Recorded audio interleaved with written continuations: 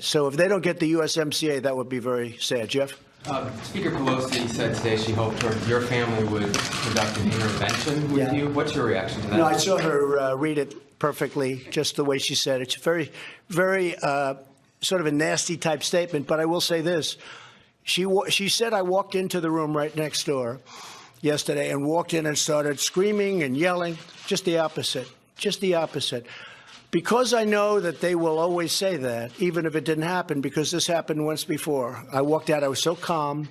You all saw me minutes later. I was at a news conference. I was extremely calm. I was probably even more so in that room. So I walked into the cabinet room.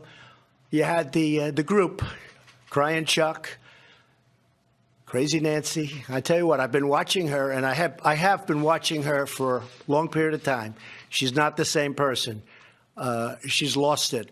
Now, as far as the group is concerned, where is Sarah, Kellyanne? Where are you? Come here a minute. You were in that room. Kellyanne? You were in the room. Sarah was in the room. Mercedes was in the room yesterday. So I just want to let you know, every time I go into a room, if there aren't cameras, they come out and say, oh, he was yelling, he was screaming. Kellyanne, what was my temperament yesterday? Very calm, no temper tantrum. I told the Facts First crowd if they published that they were fuming, temper tantrum, rage, lost it, that's just a lie, because everyone was sure somebody had it on tape too. But you were very calm. So they have it on tape someplace? Good.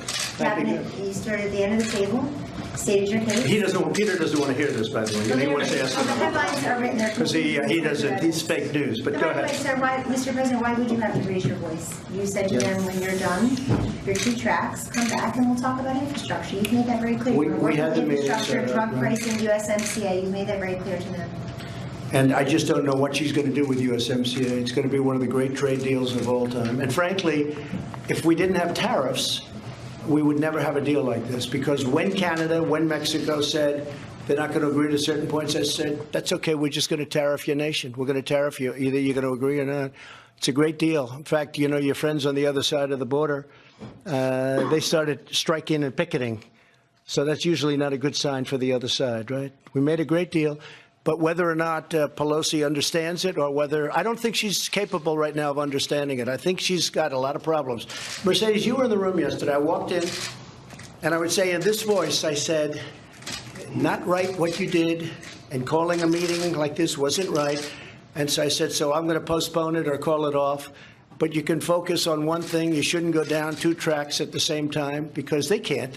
They're so, the whole Democrat Party is very messed up. They have never recovered from the great election of 2016, an election that I think you folks liked very much, right? Well, Nancy Pelosi was not happy about it, and she is a mess. Let me ask you this, Mercedes. You're always a straight talker. You were in that room yesterday? Yes, sir. What was my attitude when I walked in? Did I ever scream? No, you were very calm and you were very direct.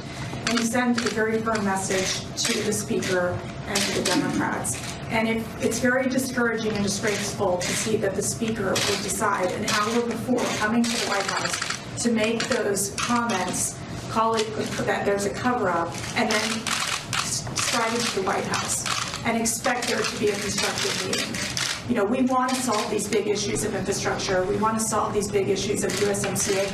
You yourself have tried time and time again to negotiate and work with them on issues like border security, which they call a manufactured crisis.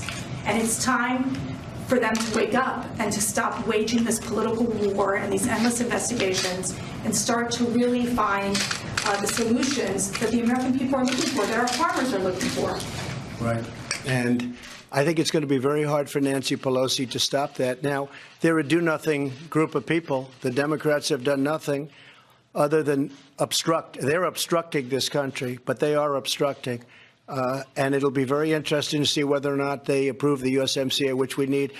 Is Sarah there? Sarah? Larry was called out. Mr. Larry, were you at the meeting? Yes, sir. Oh, fantastic. The great Larry Kudlow. Could you come here, please? You're not afraid of television, I know. We're going to take care of Larry. He's done more live television. Maybe Regis has you by a little bit, right? Not by much. Larry, you were at the meeting yesterday, right? So they have this narrative that they want to put out, because I saw Crying Chuck yesterday, and he went out and he said he was stomping and he was this and that. And Larry, you were there. There were many people there, by the way, many people. We can get you 20 other people to say this. What was my attitude yesterday at the meeting? Mercy's right. Kellyanne's right. You were very calm, and you laid out the case. You had a lot of numbers of what you've contributed in terms of paperwork and witnesses and so forth. While you were there, they didn't say anything. Speaker didn't say anything, and you left. You made your case. That's all it was. Very calm, very... Much calmer than some of our trade meetings. I was saying calm like I was at the news conference minutes ago. Mr. President, I wanted to say one more thing. When the 12 Democrats were here on April 30th for the first meeting, they went out to the sticks and addressed the press. And I think you should go back and play Speaker Pelosi's comments from that day, because she made very clear that it was a productive, constructive move toward infrastructure. And some of you asked her, how will you investigate him and work on infrastructure? And she said, we didn't talk about investigations. We're here to talk about infrastructure. So that changed yesterday, an hour before she came here. And there's really, if you look at it, hi, Sarah, we're just talking about the meeting. You were there yesterday? Yes. Were you? Yes. Just come forward. Does anybody know Sarah? Sarah, we're just talking about the meeting yesterday. The narrative was I was screaming and ranting and raving, and it was terrible. And I watched Nancy, and she was all crazy yesterday. She did the hands and everything. She reminded me of Beto. She actually reminded me of Beto, maybe a little bit worse. But just out of curiosity, you were there. What was my tone yesterday at the meeting? Very calm. I've seen both, and this was definitely not angry or ranting. Very calm and straightforward and clear. That we have to actually get to work and do good things for the American people, and it's going to be impossible to do that if we're spending all of our time fighting. So, couldn't have been more calm. I then respectfully say, sorry to inconvenience you, and I left the room. I then went directly to the press conference, right? The reason I asked them to say, because this happened to me once before with the same group, Crying Chuck. I don't want to say Crazy Nancy, because if I say that, you're going to say it's a copy of Crazy Bernie, and that's no good, because Bernie is definitely crazy. But I did it because we had this instance at least once before where I was very, very calm on another occasion, and they walked out to the sticks. And they said it was horrible. He was ranting. He was raving. He was pounding the table. The reason I didn't do that is because I didn't want them to say I would do that, but they said it anyway. And so I thought they may say it again. So I'm very glad that you all saw. Were you there, Hogan? You know about it. But I've seen the first one, Mr. President, and that accusation that you pounded your fist, and I'll be honest, you have every right to do that.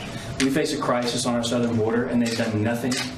They have not worked with you. All they've done is mocked and derided you. In fact, calling us liars, calling you a liar for calling out exactly what's happening at the southern border. You laid out the case of them. They refused to work with you then, and they're refusing to work with you now. These are bad people. You know, a lot of people say deep state. I don't say